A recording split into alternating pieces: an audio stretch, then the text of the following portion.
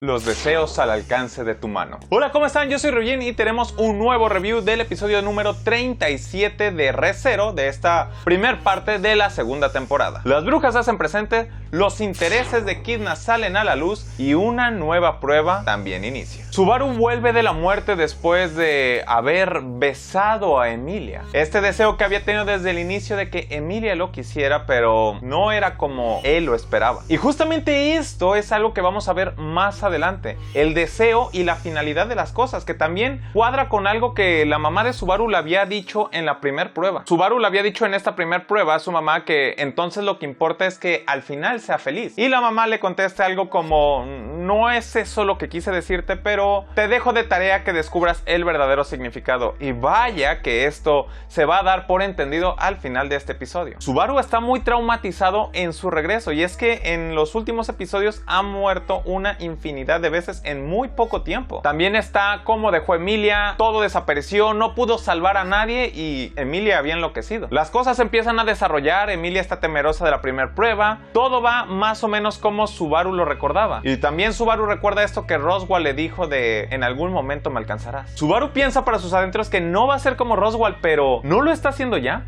Roswaal tiene cierta obsesión por alcanzar su sueño, y bueno, es volver a estar con Echidna, mientras que Subaru desde que llegó a este mundo está obsesionado con Emilia. A final de cuentas está haciendo lo mismo que Roswaal, pero quizás sin ser tan egoísta en el hecho de que solamente busca lo mejor para Emilia y por las personas que quiere. Y en este capítulo vamos a ver justamente cómo este egoísmo, al cual ya me he referido en reseñas anteriores de Re:Zero, va a empezar a cobrar factura, porque solamente vemos el interés de Subaru, pero no vemos lo que deja atrás. Subaru regresa al lugar de las pruebas y le ruega a Echidna que necesita respuestas, que le dará su vida, su orgullo, todo.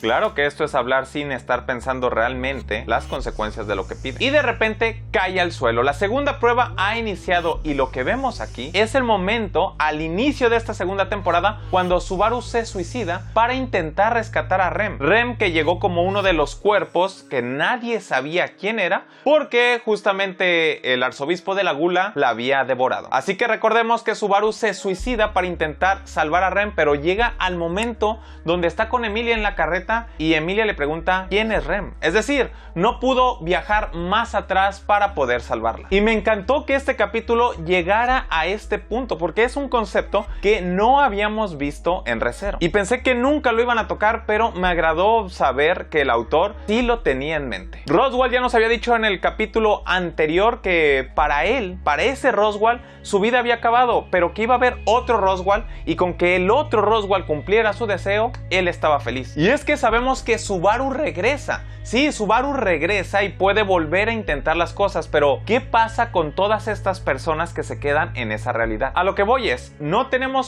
100% seguridad de que Subaru regrese a la misma línea temporal. Si nos vamos a, como el Dr. Brown lo explicaría, cada vez que se hace este reseteo hay montones de realidades que siguen su marcha. Y es lo que les decía del egoísmo de Subaru y lo que su mamá ya le había comentado anteriormente. No solamente es que el final sea bueno, sino el desarrollo. Subaru está dejando a montones de personas con desolación en su corazón. Ha dejado a Emilia montones de veces, y en esta segunda prueba es lo que nos dejan ver. Cómo Emilia está llorando y recriminándole a Subaru de por qué la abandonó, por qué le mintió, le dijo que la amaba y al final de cuentas la está abandonando. También con Beatriz en una de sus muertes, en donde Beatriz se lamenta porque pensaba que él era la persona que lo iba a sacar. Cada que vemos una de estas muertes de Subaru, escuchamos la voz que dice: contempla este presente inconcebible. Y es que es inconcebible para Subaru. Él no tenía presente que había una realidad que se estaba desarrollando sin él. Él estaba regresando, pero estaba dejando a estas personas fuera, sin ese Subaru que prometió ayudarles, porque solamente lo que Subaru estaba buscando era tener este mejor final y no el desarrollo de cómo se realizaban las cosas. Por eso las palabras de la mamá de Subaru tenían tanto peso aquí. De hecho, además de lo dantesco que es esta secuencia de imágenes,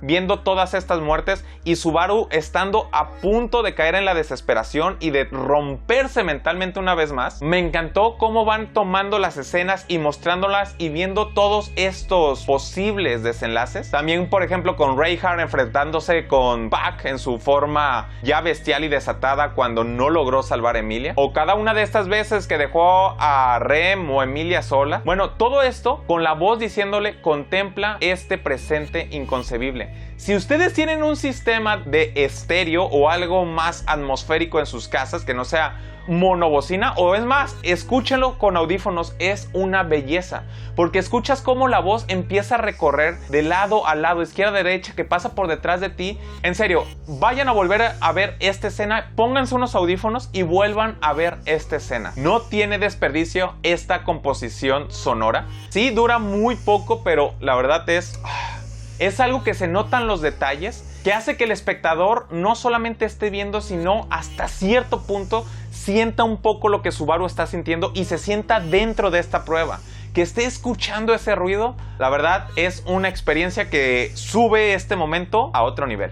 Y bueno, regresando a lo del concepto de todas estas realidades que Subaru deja y que empiezan a romperlo mentalmente, Subaru no tenía esto en la mente. Y es que es igual que el concepto de la existencia para un niño. ¿A qué me refiero con esto? Les voy a explicar una experiencia personal. Yo cuando era pequeño, cuando ya empezaba a tener raciocinio, recuerdos, a hablar, yo recuerdo que algo que hizo explotar mi cabeza era cuando yo comenté que, bueno, yo había nacido y que todo el mundo se había creado. No eran exactamente las palabras, pero en mi mente de niño que no entendía la realidad, era que el mundo había iniciado conmigo, cuando yo abrí los ojos, cuando yo empecé a nacer. Y recuerdo que una tía me dijo que no, o sea, que ya había gente ahí antes, que había gente más grande que yo, porque yo no entendía por qué había personas más grandes que yo si yo tenía esa edad. Y bueno, yo había empezado a existir, el mundo había empezado a existir. En mi cabeza no cabía que yo era la persona que se había involucrado a la realidad. Ahorita es un concepto muy fácil de entender para mí, pero a esa edad me costó mucho. Recuerdo mucho esa sensación de no entender cómo era que todas las personas ya existían desde antes y que había personas desde mucho tiempo antes que ya no existían y yo era la persona que estaba llegando a esa realidad, no que la realidad giraba en torno de mi nacimiento o de mi ser. Era un concepto de existencia que mi mente de niño no alcanzaba a comprender. Bueno, este ejemplo tan burdo es prácticamente lo que Subaru está sufriendo ahorita, pero a una magnitud muchísimo más grande, al darse cuenta que no solamente es el que sufre, sino que ha dejado sufriendo a infinidad de personas cada vez que muere. Y de repente, Rem aparece para consolarlo, para decirle que esté tranquilo, que se ha esforzado mucho y que es tiempo de que descanse, que deje las cosas, que duerma, y lo va a besar. Y es aquí donde nos damos cuenta que no es Rem, justamente por estas frases que denotan el decirle a Subaru: ríndete. Y tal como Subaru se lo dice a Rem, sabía que no era ella, porque sí, Rem lo consolaría y lo vería en su peor estado, pero jamás le diría ríndete, porque es algo que Rem admira de Subaru y porque ella lo apoya a seguir adelante. Recordemos que hay una novela que es el What If, donde sí, Subaru se rinde con Emilia y con el ataque de Betelgeuse y toda la secta al poblado y se va a vivir con Rem. Ese futuro que jamás va a pasar, pero que en este momento tendrá a entender de que no es Rem. Es como los que vieron el final de Evangelion, cuando salen el montón de Rey Ayanamis y se convierten en la persona que más quieres tú antes de... Bueno, aquí es lo mismo. Justamente Subaru tiene a la persona, quizás no a la que más ama, pero sí a la que sabe que más lo apoya, Rem. Y descubrimos que se trata de Carmilla, la bruja de la lujuria. Como ya les había mencionado anteriormente en otros videos, Carmilla es un personaje de una obra literaria que en pocas palabras es referente a una mujer vampiro que usa los deseos, sobre todo los deseos carnales, para atrapar a sus víctimas. Y creo que es muy buen nombre para la bruja de la lujuria, aunque se ve súper tierna, pero siendo una bruja, ay, no sé qué confiar. Quizás directa o indirectamente, o quizás no quiera hacer daño, pero al final de cuentas puede que lo termine haciendo. Y aquí Subaru regresa con Echidna a la fiesta del té y sí, le dice que lo tenía que sacar de ahí, en parte porque estar enfrente de esta bruja podía matarlo, porque al estar con esta pasión de la persona que quieres, simplemente dejabas hasta de respirar y tu corazón se pararía, porque estás tan tranquilo, hay tanta paz en tu interior y con la persona que quieres que te dejas ir. y que a su vez la usó para que la mente de Subaru no se destrozara por la segunda prueba. Nos explican que la segunda prueba nos muestra los recuerdos de Subaru y que puede o no haber pasado, porque al tratarse de un poder que ni siquiera las brujas tenían contemplado, que es el reseteo y el regreso de la muerte de Subaru, la única que sabe de si esas realidades están realizando o no es la bruja de los celos. Así que sí, aunque sea una prueba, posiblemente esas realidades se estén realizando. No tal cual así, pero de que hay gente sufriendo porque Subaru no está en esas realidades es prácticamente un hecho. Esto, claro que destruye más a Subaru mentalmente porque, como les dije anteriormente, ya no solamente es el sufrimiento que él está sintiendo, sino el que está haciendo que los demás sufran. Echidna le ofrece a Subaru hacer un pacto ya como debe ser con ella. Ella le va a ayudar en todo lo que necesite, cuando sea que Subaru necesite, y resolviendo todas las dudas que tenga. Y cuando está a punto de sellar ese pacto, llega la bruja de la ira que le dice que no lo haga, porque Echidna no le está dando todos los datos. De hecho, llegan todas las brujas y Subaru pues empieza a preguntar de por qué están ahí, si no se supone que solamente debe haber una a la vez. Minerva le explica a Subaru que no, que esto es parte de las trampas que hace Echidna. Y Echidna a su vez ya empieza a confesar que a final de cuentas lo que estaba haciendo era que no le gustaba que las demás se entrometieran. De hecho, en este capítulo se da a conocer que la forma en cómo actúa Echidna no es otra que, como tal, una actuación que ella empezó a desarrollar a través del conocimiento que tiene. Como ve que las personas se sienten más a gusto, como ve que las cosas pueden seguir adelante, lo que ella siente que una persona necesita, sí, todo esto es una actuación. Y de hecho llegamos a este punto otra vez a lo que Subaru y su mamá hablaron. El hecho de que Echidna le ofrezca a Subaru llegar al final que él desea no quiere decir que el proceso sea el que Subaru desea. En otras palabras, en el capítulo anterior vimos lo que Subaru deseaba, quedarse con Emilia y que Emilia lo amara. Pero la forma en que las cosas se fueron dando para llegar a este punto no era lo que Subaru quería. Son como esos deseos que le haces a los genios. Tienes que tener mucho cuidado de qué deseas, porque se puede convertir en realidad. Y regresamos a estas palabras de la mamá. No solamente importa que el final sea bueno, tienes que tener cuidado en todo lo que haces. El pacto de Echidna no es otro que usar a Subaru como una herramienta para tener todo el conocimiento. Lo va a hacer morir un montón de veces solamente para saber las posibilidades y los posibles desenlaces. Tener toda la información posible. No solamente conocimiento y datos duros, sino reacciones y emociones de las personas. Sería como una persona obsesionada con un RPG con montones de finales, en donde vas por el final bueno, el final malo, el final donde te quedas con alguien o con otra persona. Va a buscar todas las posibilidades y para eso va a usar a Subaru una y otra vez y su poder sobre regresar de la muerte. Subaru se convertiría en una herramienta de experimentación de posibles destinos para darle toda la información a Echidna. Y Echidna a su vez se ofrece por completo a Subaru para que sea usada por él como él quiera, porque para Echidna lo más importante es el conocimiento. Y como Roswaal ya nos había dicho, cuando tú encuentras lo que quieres, te deshaces de todo lo demás. Para Echidna no le importa su persona como tal, no le importa si Subaru la usa, si quiere que lo odie, que la ame, no importa. Lo que ella quiere y la finalidad es el conocimiento, y mientras Subaru se lo dé, ella puede dar su parte también. Subaru en este punto ya no sabe qué pensar. Todas las brujas están ahí, bueno, 6 de las 7 brujas están ahí escuchando. Y Subaru le dice a Echidna que tiene una pregunta, una duda más, y esto le dirá si cierra o no el trato con Echidna. A final de cuentas, Subaru se da cuenta que para ellas es solamente un peón. Y le pregunta que a Beatriz, la prueba que le había dejado de esperar a esa persona, ¿qué significaba? ¿Qué persona debía esperar? Y Echidna le dice que no lo sabe. Simplemente le dejó esto a Beatriz para tener el conocimiento de qué haría Beatriz. El hecho de que durara 400 años encerrada es porque Beatriz no escogió a ninguna persona.